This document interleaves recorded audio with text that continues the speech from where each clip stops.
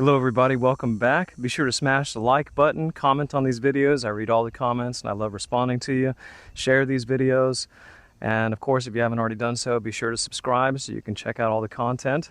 New videos come out every Sunday morning, and you can always check out the Wizard Golf playlist by clicking the icon or clicking the link in the description. So today we're going to continue our exploration of driving the golf ball, hitting the driver. And there's a couple of things that I want to go over with you before we actually go into that. Today's lesson is actually going to be about the impact zone. One of those things I'm going to go over with you to begin with is your tee height. I like to use these blue tees, or what's known as, I guess, the 4-inch tees, or the 3.5-inch tees. I don't know what they are actually, but they're the blue tees because I like the ball to be teed up rather high. This isn't always the case, but generally speaking, I like the ball to be teed up high because when the ball is teed up high, that gives you plenty of room to shallow the club or bottom the club out and then hit the ball on the upswing. If the tee is teed up rather low, it's going to be very difficult to hit it on the upswing because you won't have a lot of room for forgiveness below the ball because the ball is already so close to the ground. So your tee height is important to set. I generally like to have the ball teed up rather high. This gives me plenty of room to actually hit the ball on the upstroke. Now, this isn't always the case. There are some conditions where I will tee the ball low. Teeing the ball low is usually going to produce a more downward swing because you're going to have to hit downward on it slightly or even straight across. And this is going to produce a little bit more backspin. And if I tee the ball lower, it's going to be harder for me to hit it on the upswing, so the trajectory is usually going to be a little bit lower. If I'm hitting a ball into the wind is very strong into me, I may not want to hit the ball up into the air because the wind is going to be hitting it the whole way. I may want to drive it a little bit lower, and in that case, I will tee the ball lower to have a lower trajectory and kind of hit a little bit more downward on it to give it a more piercing trajectory lower. But in all other situations where I want maximum distance, and that's what everybody really wants. If you want to hit the ball as hard or as far as you can, you essentially have to hit it up into the air and get maximum carry by knuckleballing it, well, you can't really knuckleball it, but you want to get a minimum amount of spin on the ball so that it carries in the air as far as possible and then rolls out very far. If you hit downward on the ball, you tee it low and you're hitting downward, you're going to produce a lot of backspin, and a lot of backspin is not going to be conducive to hitting it far.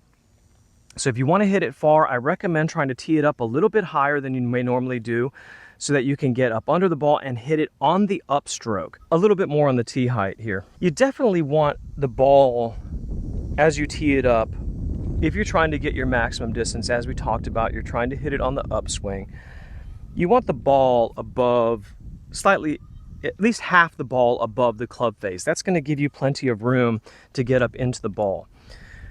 Now, because the ball is teed up so high, if I take my setup in this position with the club on the ground, then I'm not actually going to hit the ball at that position, because that would swipe straight up under the ball and I would pop it up. I'm actually going to hit the ball and swing through here, which is slightly elevated. And in order to determine that, it's very helpful to float the golf club so that you can determine where your swing is going to be at impact. For instance, if I set up here, which looks like it's in the middle of the ball to me, or in the middle of the club head, and then I take my stance there, if I pick up where I'm actually going to hit it, you can see that I would probably hit it on the hosel. So I actually need to stand a little bit further back so I can get in the middle of the club face at that position. But if I put the club on the ground, you'll see that it's on the toe. But if I pick it up some, then it's going to be in the middle of the club face. So I highly recommend when hitting your driver to float the club above the ground in the position that you want to strike the golf ball at impact before you swing.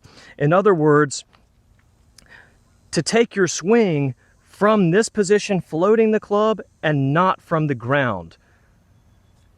If you look at the great drivers of the golf ball, many of them will float the club above the ground at their impact position before they take it away. This is something that I showed a friend of mine recently, and his driving improved dramatically from floating the club. He was able to hit it farther and more consistently. I recommend highly practicing floating the club with the driver, getting set up in the position, because that way you can adjust your leg bend, you can adjust your spinal tilt, and get yourself in the exact position where the club is in the middle, or rather where the ball is in the middle of the club. So where you're going to be at impact hitting that ball, which for me would be right there. And if I were to put the club on the ground, you can see that it would actually be way out on the toe. But when I swing in the air right there where I want to hit it, that's where I need to be, so this is my position. If I were to set up with the club on the ground, I really don't have a relationship of where I want this to be, so it's very helpful to float the club when you're hitting the driver. So here in today's video, what we're going to discuss is going to be your impact position and your movement through impact. If you want to strike your driver well, or any club for that matter, you really need to understand how the club is moving through impact, through a distance that's maybe in between your feet or just outside of that, your minimum swing. You have to be able to control that area of the swing in order to hit the ball well. So we want to understand how the club is moving and traveling through the impact zone. So today we will talk about that, and then once you have an understanding of that, then you can expand the rest of your swing to that. So last week we talked about our setup position, which would look something like this, where we're completely behind the ball. We want to be completely behind the ball so that we can load up behind the ball and still move forward into the ball without getting past the ball. I certainly would not want to be here hitting the ball, because then I'm going to be hitting down on it. Again, remember, we want to hit up on the ball to send it up into the air with a minimum amount of spin so it carries very far and gets maximum roll. So from my setup position, which would be something like this is not the same as my impact position. The setup position is similar to the impact position, but it is not the same. My setup position is here. My impact position is not going to be this. My impact position is actually going to be closer to looking something like this, because the club is going to be behind me from the lag, and my shoulders and hips are going to be open, rotated through towards the target. My right leg is going to be driving in. My left leg will be extending or extended. So at impact, this is my setup position, and this is my impact position, or something similar to that. So notice at my impact position, still there's a straight line from my shoulder to the ball, but my hips and everything is rotated out. The club is behind me. I'm maintaining my posture. My right leg is driving. This is my impact position. This is my setup position. Impact, setup. Impact, address. So it's similar, but not the same. You need to understand your impact position. Where do you want to be at impact? What does that look like? That's the position that matters, because that's where you're going to be when the club hits the ball. Address is not so important. At impact, we want to be here. So you need to understand what this position looks like. I'm going to show you that from the back so you can see what my posture would look like. Here I'm going to be at setup. This is my setup position, and I take it back, and then at impact, I'm going to be here. I'm still engaged at the ball. My hips are slightly back. I'm not standing up. I'm going to be in this position here hitting the ball.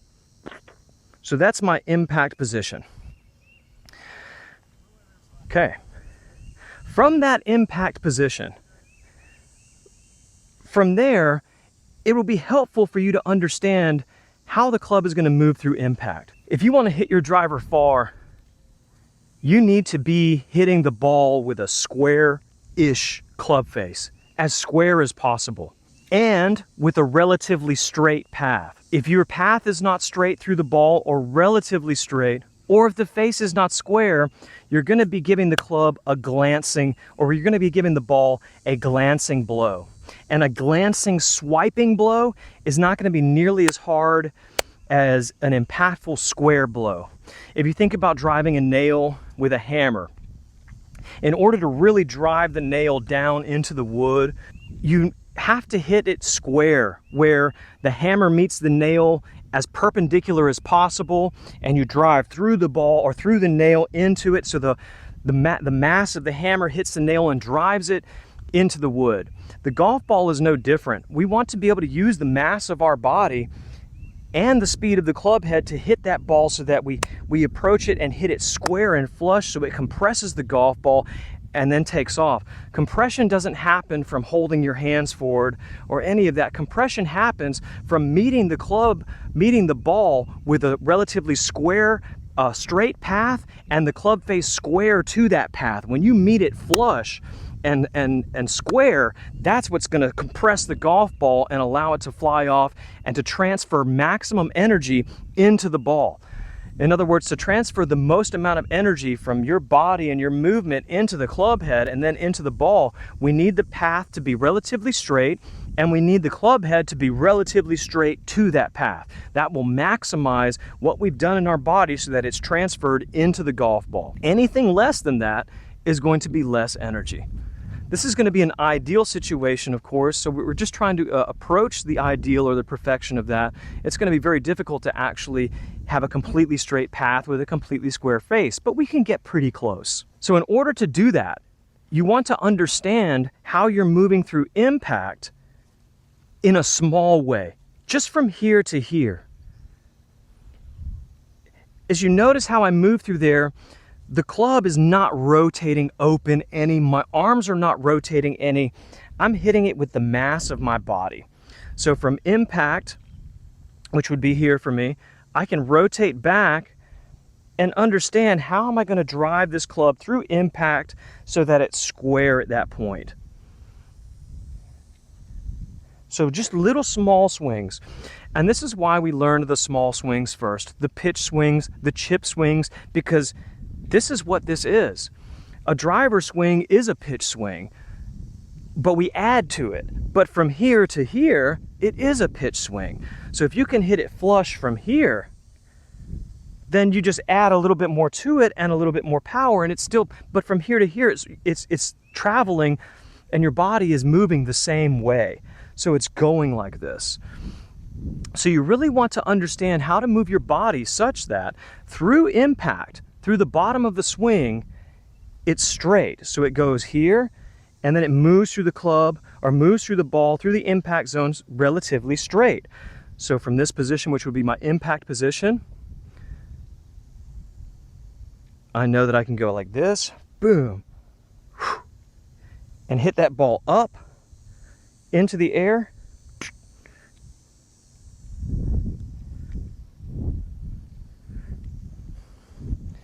Just like so. That would be my swing through impact. And when I make my full swing, it'll be the same thing, except I'm adding more movement to it and the club's path is much longer. But in order to add the rest, start small. If you can't hit it solid within this small swing, it's going to be very difficult for you to hit it solid adding the rest of it.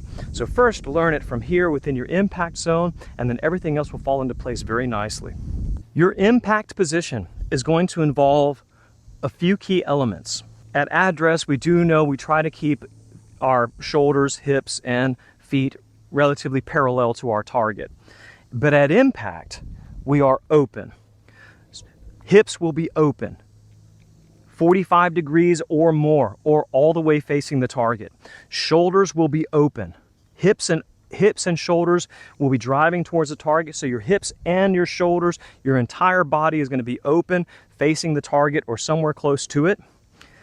We will be behind the golf ball. There should be a straight line with your left arm to the golf ball with the shaft.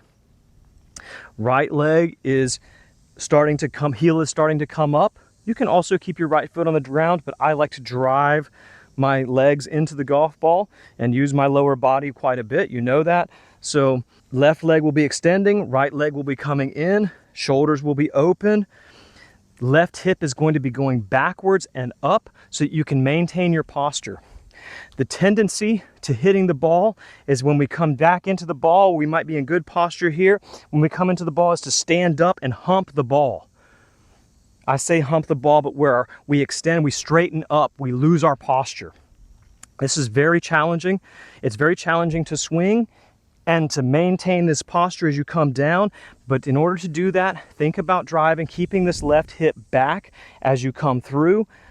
to maintain your posture, to maintain your spine angle through the ball. So maintain your posture. You're going to be open. Find this position for yourself. Once you find that position, you can orient your swing around that. You need to get to that position, that impact position where you're going to be hitting the golf ball. And it'll look something like this. It may look slightly different for some of you, but it's going to look similar to this. Find that impact position, and we'll start from there. Another thing to note in the impact position is that your left arm is going to be slightly behind you because you have lagged it behind, as we explained in the other videos. If you haven't already seen that, go back and look at lesson 2 and 3. So you can, or lesson 2, 3, and 4, so you can see how the body moves. We're going to talk a little bit more about body motion, specifically with the driver as we go along. But right now, we're just trying to understand the impact position and the movement of the club through impact. This is something you must master if you really want to hit the ball well and maximize your energy. So do understand that this is going to be my setup address position. At impact, the arm will be wrapped around me some. The left arm is going to be extended. The right arm is going to be slightly bent at impact. The right arm does not actually straighten at impact. The left arm is straight at impact. For a right-handed golfer, the right arm is slightly bent. This is my impact position. So the left arm extended, right arm slightly bent, hips open, shoulders open. Turning towards the target, right arm slightly bent. The right arm will not reach extension until after the shot. After the shot, the right arm will reach extension, but at impact, the right arm is going to be slightly bent. So you want to learn what a good solid struck golf shot feels like with the driver.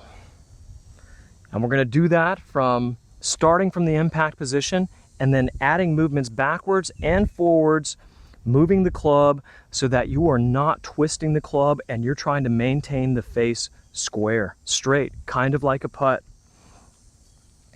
And we'll add small movements and keep hitting it that way until you can hit the ball square and straight. A couple of things here. As I'm swinging this back and forth,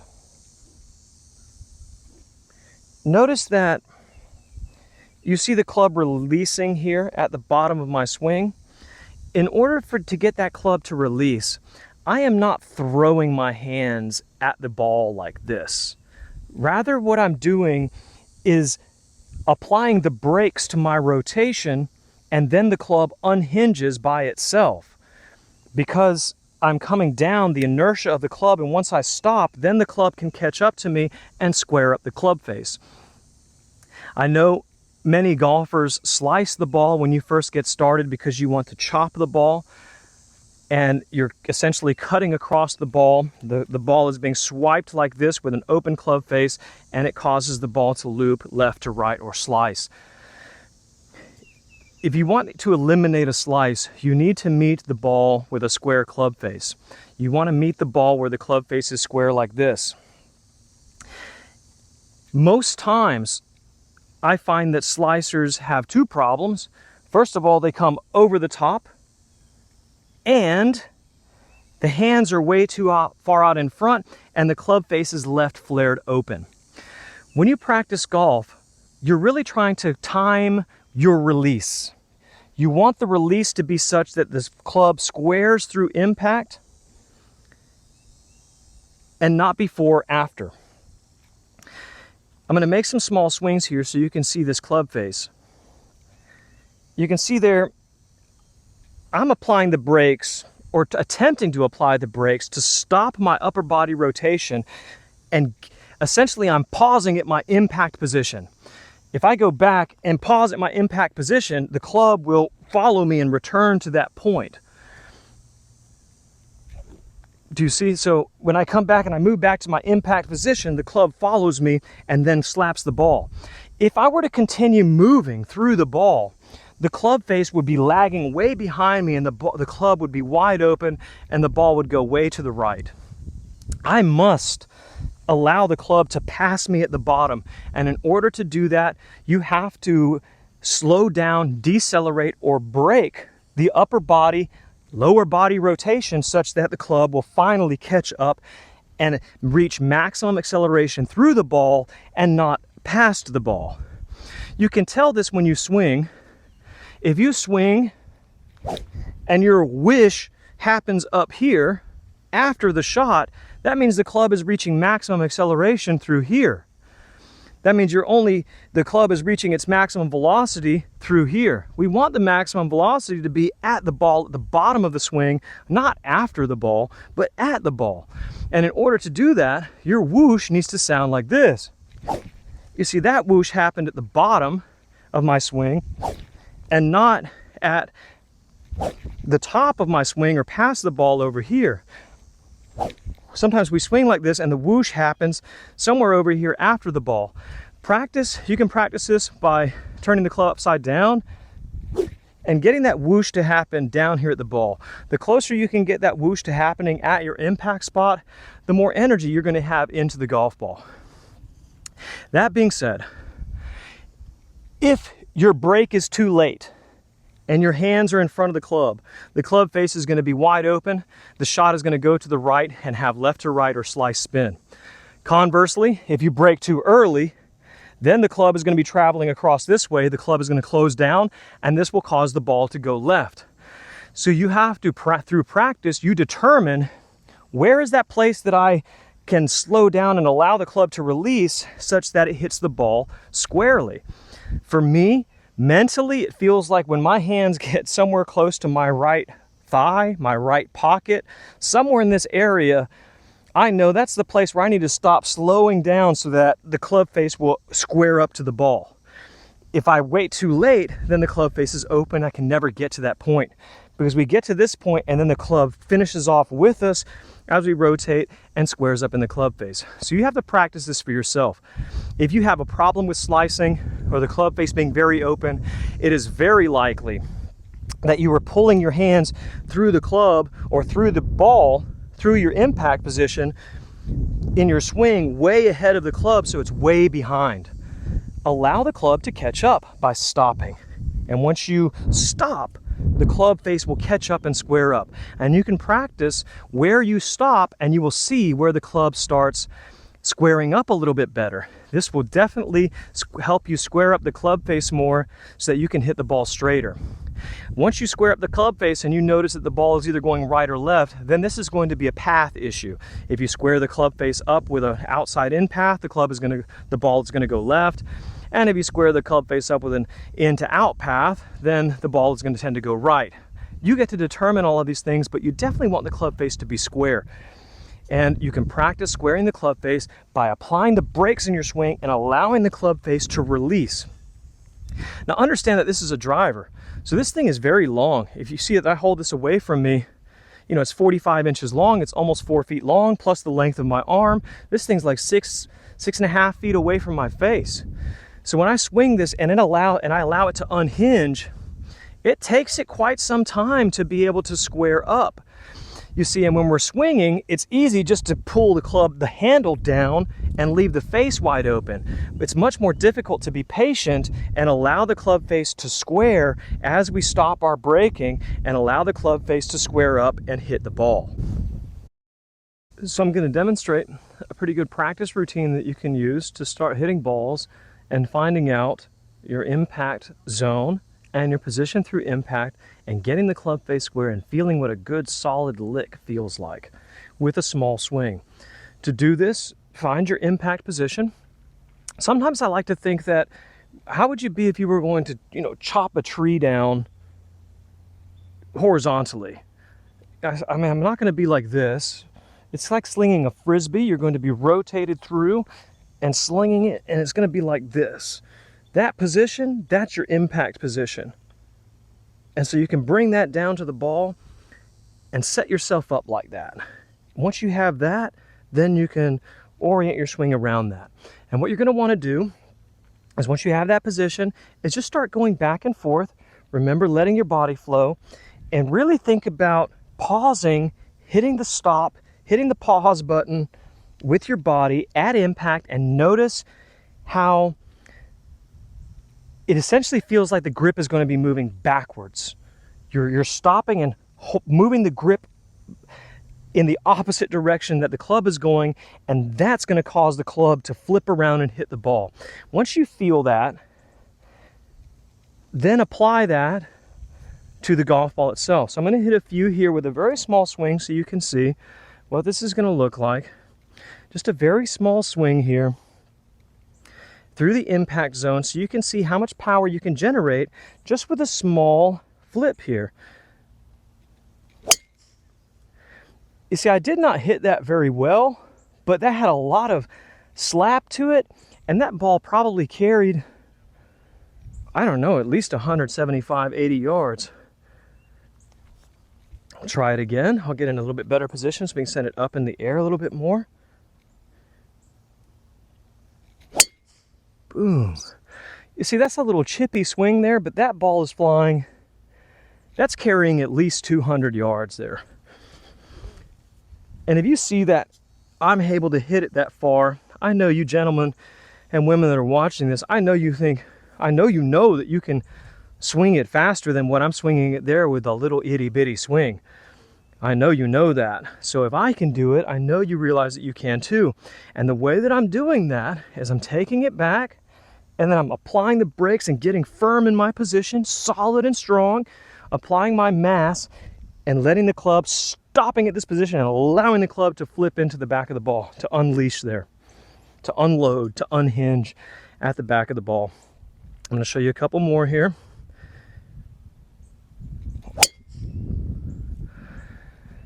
See, those are drilled. That's just dead straight. That carried about pretty close to that tee. I mean, that carried pretty close to that tree. And as you see, that's a very small swing for me. That's just, I mean, I'm hardly applying any energy at all. And you see how far that ball is going. That's a good solid strike. It's going that far because the club face is square at impact and I'm hitting up on it, hitting it into the air.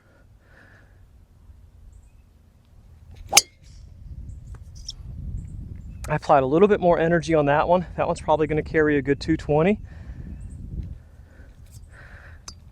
So learn these little impact positions. Once you can develop this kind of a lick,